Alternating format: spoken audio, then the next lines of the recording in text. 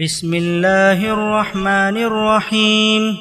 اللہ کے نام سے جو سراسر رحمت ہے، جس کی شفقت ابدی ہے۔ قال رب إني لا أملك إلا نفسي وأخي فافرق بيننا وبين القوم الفاسقين قال فإنها محرمة عليهم 40 سنة يتيهون في الأرض فلا تأس على القوم الفاسقين۔ اس پر موسیٰ نے دعا کی، پروردگار میری ذات اور میرے بھائی کے سوا کسی پر میرا کوئی اختیار نہیں ہے، لہٰذا تو ہمیں اور ان نافرمان لوگوں کو الگ الگ کر دے۔ فرمایا یہی بات ہے تو یہ سرزمین 40 برسوں کے لیے ان پر حرام ہے، یہ زمین میں مارے مارے پھریں گے، اس لیے اب ان نافرمانوں پر افسوس نہ کرو۔ وَاتْلُ عَلَيْهِمْ نَبَأَ ابْنَيْ آدَمَ بِالْحَقِّ إِذْ قَرَّبَا قُرْبَانًا فَتُقُبِّلَ مِنْ أَحَدِهِمَا وَلَمْ يُتَقَبَّلْ مِنَ الْآخَرِ قَالَ لَأَقْتُلَنَّكَ قَالَ إِنَّمَا يَتَقَبَّلُ اللَّهُ مِنَ الْمُتَّقِينَ لَئِن بَسَطْتَ إِلَيَّ يَدَكَ لِتَقْتُلَنِي مَا أَنَا بِبَاسِطٍ يَدِيَ إِلَيْكَ لِأَقْتُلَكَ إِنِّي أَخَافُ اللَّهَ رَبَّ الْعَالَمِينَ إِنِّي أُرِيدُ أَن تَبُوءَ بِإِثْمِي وَإِثْمِكَ فَتَكُونَ مِنْ أَصْحَابِ النَّارِ وَذَلِكَ جَزَاءُ الظَّالِمِينَ۔ تمہاری مخالفت میں اب یہ آمادہ فساد ہیں اے پیغمبر، انہیں آدم کے 2 بیٹوں کا قصہ سناؤ ٹھیک ٹھیک۔ جب ان دونوں نے قربانی پیش کی تو ان میں سے ایک کی قربانی قبول کر لی گئی اور دوسرے کی قبول نہیں کی گئی۔ پھر جس کی قربانی قبول نہیں کی گئی اس نے کہا میں تجھے مار ڈالوں گا۔ دوسرے نے جواب دیا اللہ تو اپنے انہی بندوں کی قربانی قبول کرتا ہے جو اس سے ڈرنے والے ہوں۔ تم مجھے قتل کرنے کے لیے اپنا ہاتھ مجھ پر اٹھاؤ گے تو بھی میں تمہارے قتل کے لیے تم پر اپنا ہاتھ اٹھانے والا نہیں ہوں۔ میں اللہ رب العالمین سے ڈرتا ہوں۔ میں چاہتا ہوں کہ تم نے میرے قتل کا ارادہ کر لیا ہے تو اپنے اور میرے گناہ کا بار تم ہی لے جاؤ اور دوزخی بن کر رہو۔ اس طرح کے ظالموں کی یہی سزا ہے۔ فطوعت له نفسه قتل أخيه فقتله فأصبح من الخاسرين فبعث الله غرابا يبحث في الأرض ليريه كيف يواري سوءة أخيه قال يا ويلتى أعجزت أن أكون مثل هذا الغراب فأواري سوءة أخي فأصبح من النادمين۔ اس پر بھی وہ باز نہیں آیا اور اس کے نفس نے بالآخر اپنے بھائی کے قتل پر اس کو آمادہ کر لیا اور اسے مار کر وہ ان لوگوں میں شامل ہو گیا جو نقصان اٹھانے والے ہیں۔ پھر اللہ نے ایک کوے کو بھیجا جو زمین کھودنے لگا تاکہ اس کو بتائے کہ وہ اپنے بھائی کی لاش کس طرح چھپائے۔ یہ دیکھ کر وہ بولا ہائے میری کمبختی، میں اس کوے جیسا بھی نہ ہو سکا کہ اپنے بھائی کی لاش ہی چھپا لیتا، سو اس پر وہ بے حد شرمندہ ہوا۔ من اجل ذلك كتبنا على بني اسرائيل انه من قتل نفسا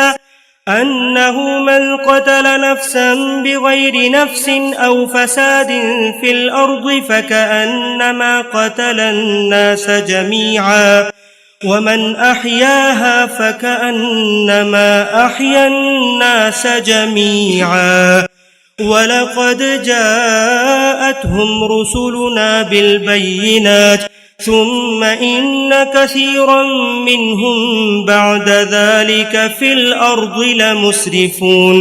انسان کی یہی سرکشی ہے جس کی وجہ سے ہم نے موسیٰ کو شریعت دی تو اس میں بنی اسرائیل پر بھی اپنا یہ فرمان لکھ دیا تھا کہ جس نے کسی ایک انسان کو قتل کیا اس کے بغیر کہ اس نے کسی کو قتل کیا ہو یا زمین میں کوئی فساد برپا کیا ہو تو اس نے گویا تمام انسانوں کو قتل کر دیا، اور جس نے کسی ایک انسان کو زندگی بخشی اس نے گویا تمام انسانوں کو زندگی بخش دی۔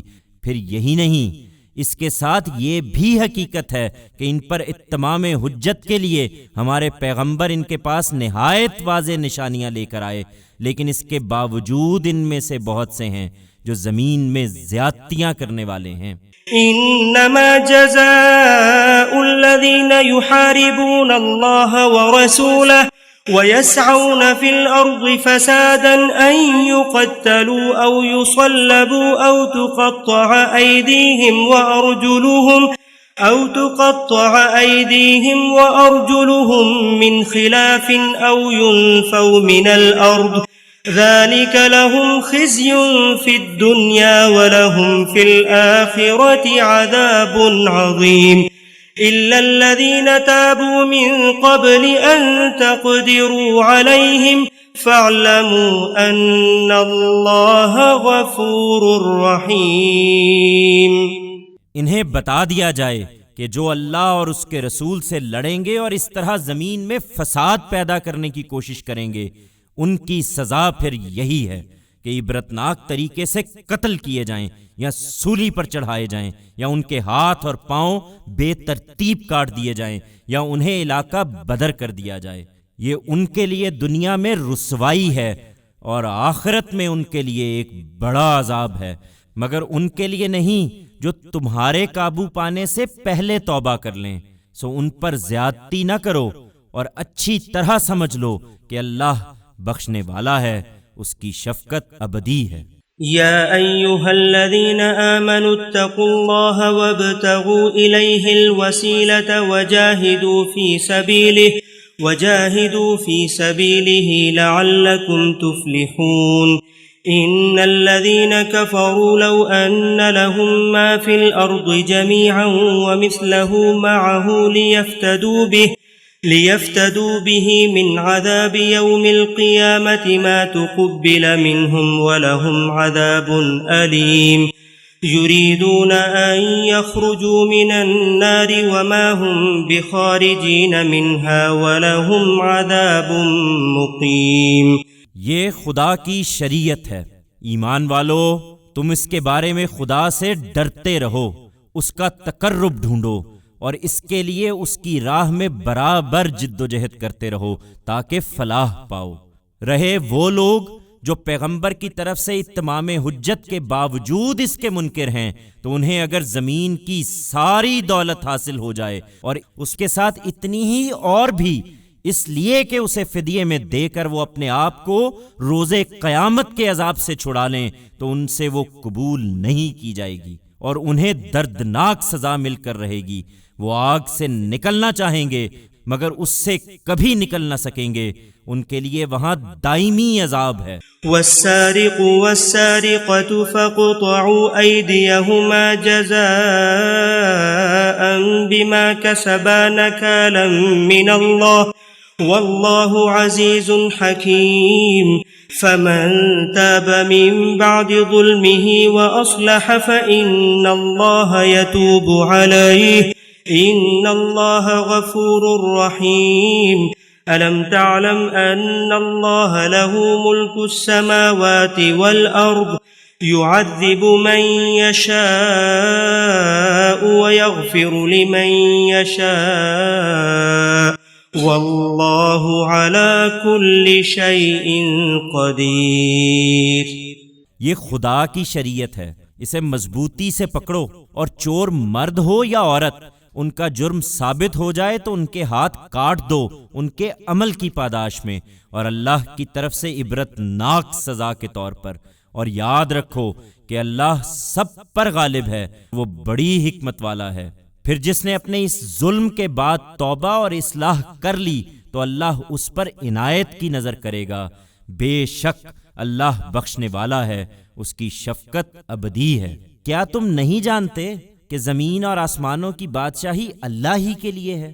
وہ جس کو چاہے گا سزا دے گا اور جس کو چاہے گا اپنے قانون اور اپنی حکمت کے مطابق بخش دے گا۔ اللہ ہر چیز پر قدرت رکھتا ہے۔ يا أيها الرسول لا يحزنك الذين يسارعون في الكفر من الذين قالوا آمنا بأفواههم من الذين قالوا آمنا بأفواههم ولم تؤمن قلوبهم ومن الذين هادوا سماعون للكذب سماعون لقوم آخرين لم يأتوك يحرفون الكلم من بعد مواضعه يقولون إن أوتيتم هذا فخذوه وإن لم تؤتوه فاحذروا ومن يرد الله فتنته فلن تملك له من الله شيئا أولئك الذين لم يرد الله أن يطهر قلوبهم لهم في الدنيا خزي ولهم في الآخرة عذاب عظيم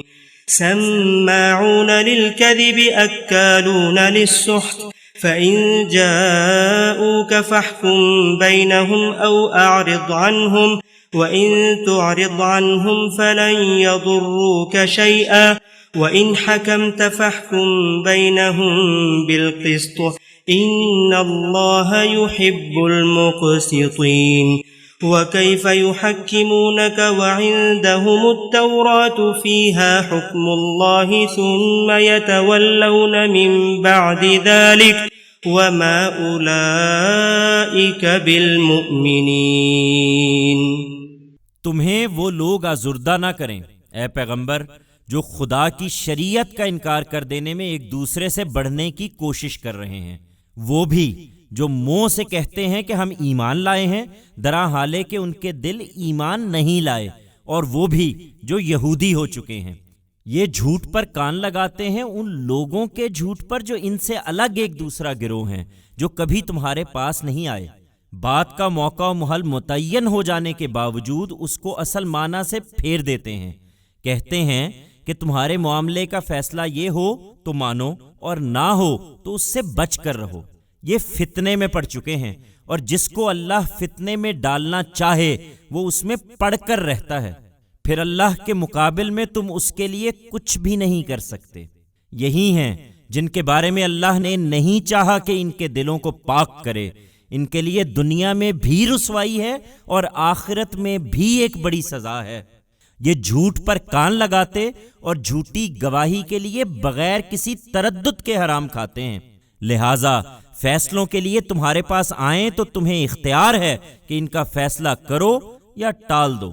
تم انہیں ٹال دو گے تو یہ تمہیں کوئی نقصان نہ پہنچا سکیں گے، اور اگر فیصلہ کرو گے تو تم پر لازم ہے کہ ان کے درمیان انصاف کے ساتھ فیصلہ کرو، اس لیے کہ اللہ انہی لوگوں کو پسند کرتا ہے جو انصاف کا فیصلہ کرتے ہیں. یہ تم سے کس طرح فیصلہ کراتے ہیں درا حالے کہ ان کے پاس تورات ہے جس میں اللہ کا فیصلہ موجود ہے، پھر فیصلے کے لیے رجوع کر لینے کے بعد اس سے بھی برگشتہ ہو جاتے ہیں. حقیقت یہ ہے کہ یہ ماننے والے لوگ ہی نہیں ہیں.